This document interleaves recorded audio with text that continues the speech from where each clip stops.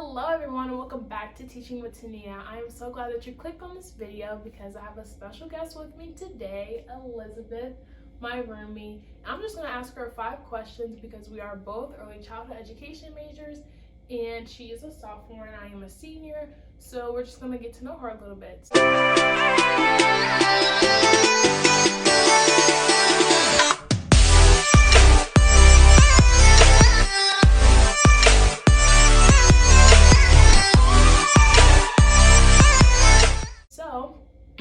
Elizabeth, the first question is, well, if I'm looking down, I have my notebooks with me, my handy dandy notebooks, so I can ask the right questions. So the first question is, what made you want to be an aspiring educator? So I've always wanted to be an early childhood education teacher. Ever since I was in preschool, I was that kid who wanted to write the answers on the board, pass out the papers, help the teacher do whatever teacher thinks he or she needed to do. And that passion has only grown, in elementary school, middle school, and high school, just seeing how the teachers operate, how they make bonds with their students, and how they teach is just something I've always wanted to do. And that's definitely my calling in life. For sure. We need more Christian educators out there, so I'm so glad you are along this journey with me.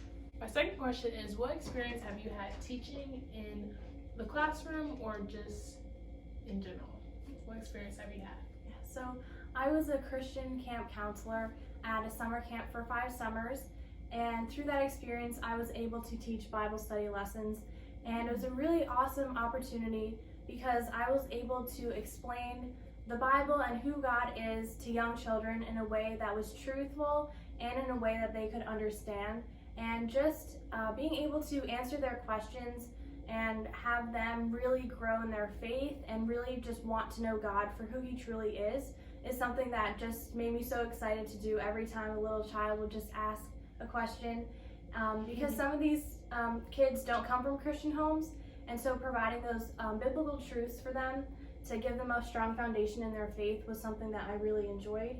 And another experience I had was working in a 4th grade classroom. It was an internship program that my high school had, and I jumped into that opportunity, and every day I went to the 4th grade classroom to help with teaching math, reading, and writing. And through that experience I was able to get to know the teachers in the school, the other students in the classroom, and just really being able to build relationships with the students and to also help them to understand concepts. If they were struggling in something, being able to re-explain a concept, encouraging students, and also being a role model to show them what does respect look like, what does kindness look like, what does humbleness look like.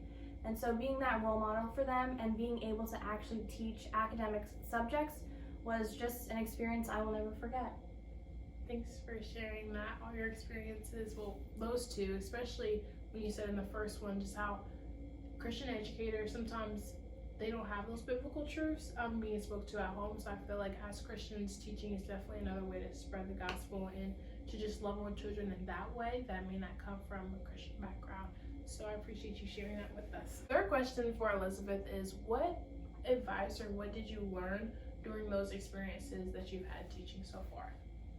So one thing that I really learned is that as a teacher, you never know the impact that you have on your students, and you may not see the results at the end of the day or the end of the school year. And so really just understanding that your students look up to you as a role model figure, and they're always watching you, whether you're standing in front of the classroom, writing on the whiteboard, teaching a lesson, you're walking down the hall, or you're doing recess duty, they're always watching you. And so being a role model for them in how you help them learn, how you teach them strategies to learn, and also those conversations about, hey, this is what respect looks like, or if they just need someone to talk to, if they don't have someone at home, you're going to be that one who gets pulled aside and the child may just pour out their heart to you or ask you a question. And so just understanding that you're always being watched shouldn't make you nervous, but it should be, at least for me, it brings me joy because I'm able to be that good role model for my students.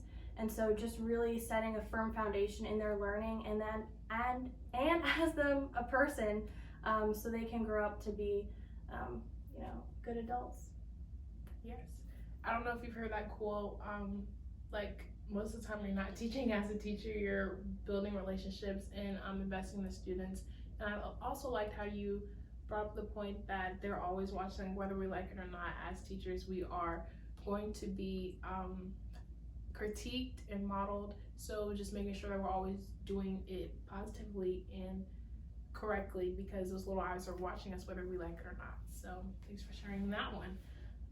These are golden nuggets if you guys are picking them up. Fourth question for Elizabeth is, throughout so far your years of studying early childhood education, what has surprised you the most? So something that's really surprised me is learning the history behind how curriculum books are made. And it really shocked me how the people who come up with the information curriculum books are not current teachers, or they're not even former teachers. These are people who have not really a lot of experience in the classroom or with young children. And so it's been interesting to read those books and to try to pull out information as you learn about lesson planning, to use a curriculum book to transfer over into your lesson plan, to then, okay, how am I going to use the materials I have to teach the 20-25 students in my classroom? So that's been a process, but I'm sure with more education here at college and just more experience as you get into the teaching field, really coming up with tricks to learn, okay, I have this curriculum book, so how am I going to take the information and make a lesson plan? Right, and it definitely gets easier, but it is shocking. Like, curriculum books are not usually made by teachers. Like, that's mind-blowing. So, yeah, that is a surprising fact. The last question I have for Elizabeth is, what advice do you have for other Christian educators that you would like to share? Because if you are a Christian or not a Christian watching, just to hear our perspective, and yeah, what advice do you have for other fellow Christian educators?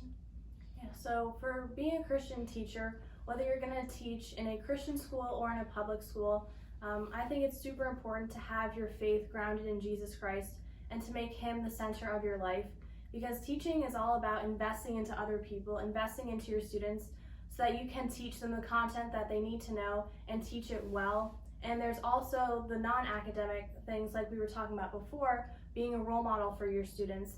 And so really having Jesus at the center of that so that he can fuel you, the teacher, so that you can fuel well and pour out into your students well and consistently and effectively is key. And also just in both settings, and we should be doing this in our lives in general, just exemplifying the fruits of the Spirit: love, joy, peace, patience, kindness, goodness, faithfulness, gentleness, and self-control, so that our students will look at us and say, wow, my teacher's a bit different. She's super kind, or she's super patient. She's explaining this concept to me for the 4th time and I'm still not understanding, but she's, being patient with me and explaining it to me again. And those are the impacts that we as Christian educators want to have on our students, is that they would see Jesus Christ flowing out onto them. And also just really taking the opportunity throughout the day to really pray.